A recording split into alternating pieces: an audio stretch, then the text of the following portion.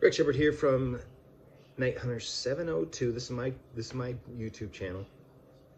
Talk about hunting, talk about basic setups, talk about getting into the game of coyote hunting or predator hunting, and not going crazy with the budget.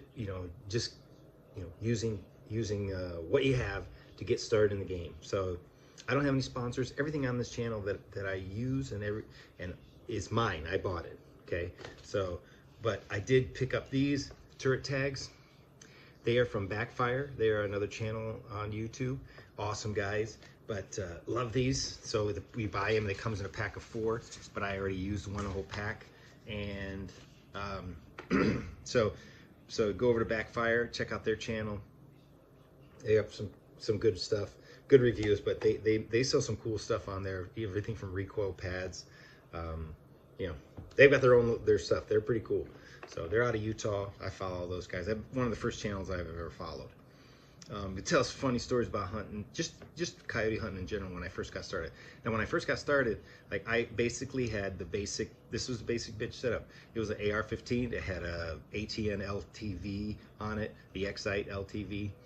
Basic bitch. No laser raise finder. It's just like glass, but it's digital. It's as basic as you can get. So the big thing about hunting at night was during the day you have depth perception. At night you don't. It's not as good.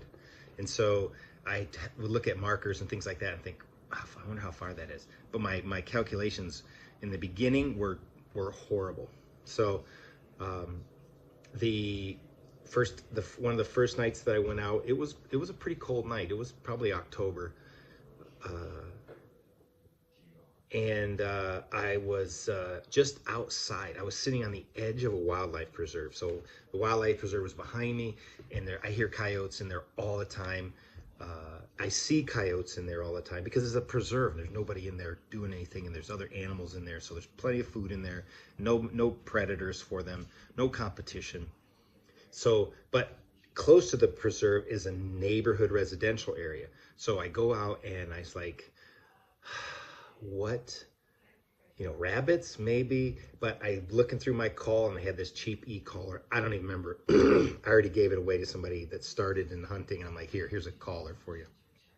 It had about 35 sounds, but it had distressed cat. And so I was like, well, I've had a few cats that have been taken by coyotes. Might as well. So I go with distressed cat, and I probably called for about 10 minutes, and I was getting ready to like pick up and go somewhere else, and I see I see a pair of eyes, and I'm not sure because I haven't hunted coyotes that much, and I haven't hunted at night, so I'm not sure. I just see something that looks like eyeballs that's way out there. Could be a fox, could be could be a coyote, could be a fox, could be a rabbit. I don't know. And it's behind a bush and it's kind of sitting there. And when it moves, like I lose it and then I pick it up and I lose it and I pick it up and I'm like, I don't have a clue where this is.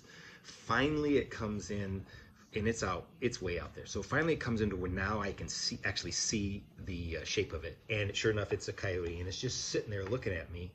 And then it starts moving from left to right. Now the wind is blowing, a crosswind that's blowing left to right, and so it's kind of moving left to right. Maybe it's going to try to get around me and win me. So, but I turn off the call, and then it stops, and I turn the call back on, and now it starts to come in. Now I'm going to estimate originally it was probably, when I picked it up, it was probably about 300 yards. Now I've got it into about what I think is about 200 yards. Like I said, it's hard to judge distance in the dark, really, unless you don't have some kind of laser rangefinder on your scope. I didn't. I don't know.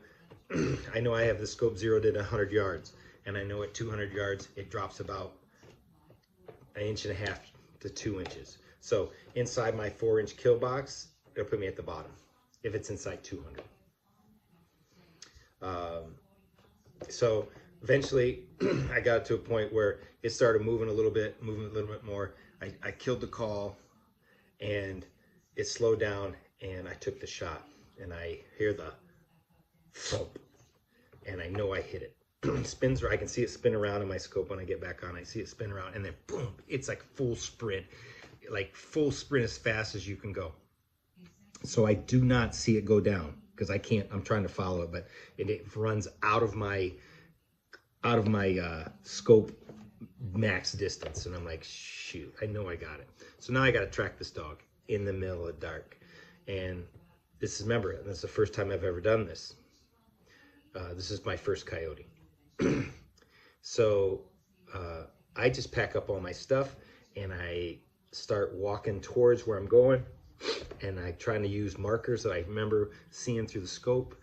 And finally I am like, I can't pick up the trail. I can't pick up, I think this is where I'm at. So I start walking even farther.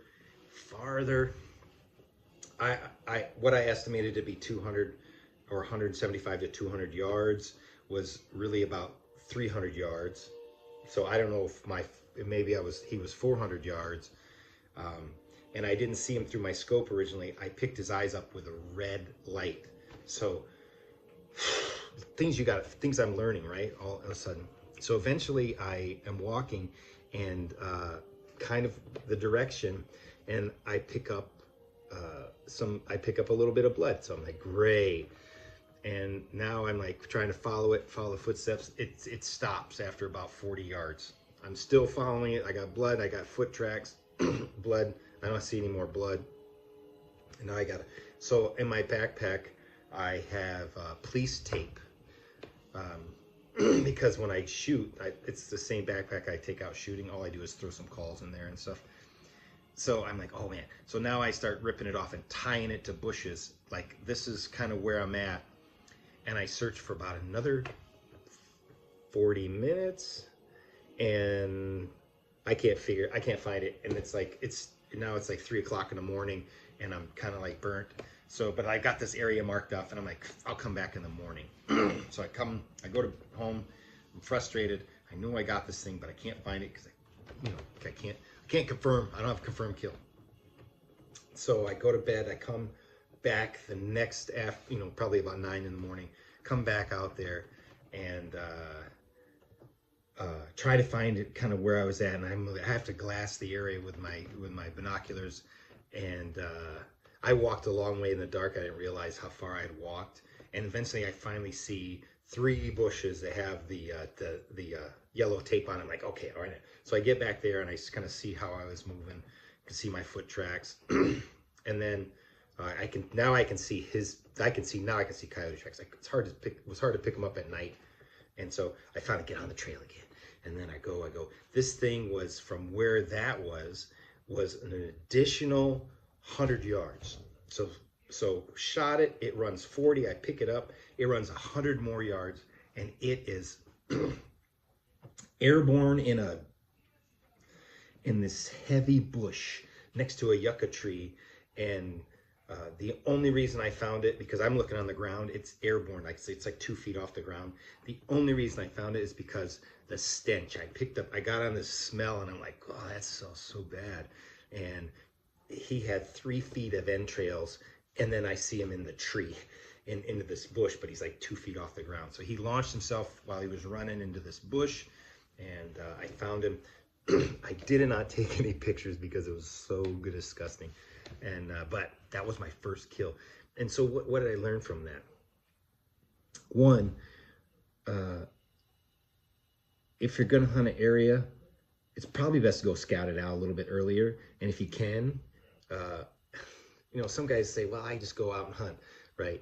If you can get out there a little bit early and then just do some sitting before it gets completely dark, arrange some areas and mark down some sites, like some landmarks, and just know, hey, that yucca tree is 275. That this bush right here next to these 2 rocks, there's 150. Just so you get an idea. Once you're kind of scanning, you can get an idea. Now, if you got specialized optics with laser rangefinders, disregard all I have to say, because you have you've got what you need.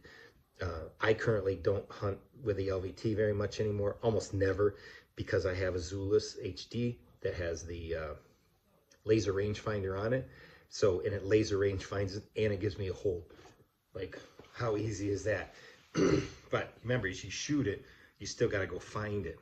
So what's the next trick? Well, I bought a little laser, and I mounted on the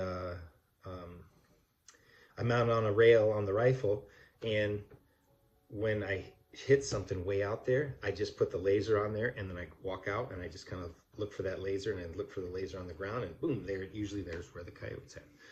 Or I just light it. Also, if I also have a thermal now that I take with me, even though I don't always use it, but I take it with me so I can see stuff, because sometimes they run over the hill and there's these little valleys, and you're looking at it and you see them and then you don't see them, and you thermal, you can't see them because they're behind this out, they go down in these little washes, and you don't necessarily see them when you're looking through your night vision, because you can't, it's like I said, you can't judge depth. You don't have any depth perception. You can't see those dips. All you just see is just flat. So one of the things I learned is you know, how to find your coyote in the dark after you get it. During the daytime, you don't have any problem with any of this because you can see, but at night, you know, also maybe a thermal scanner. But like you said, if you're trying to stay budget, you know, these things might not be in your budget. So take care. Thanks for watching my video. If you like the content, like, share, and subscribe.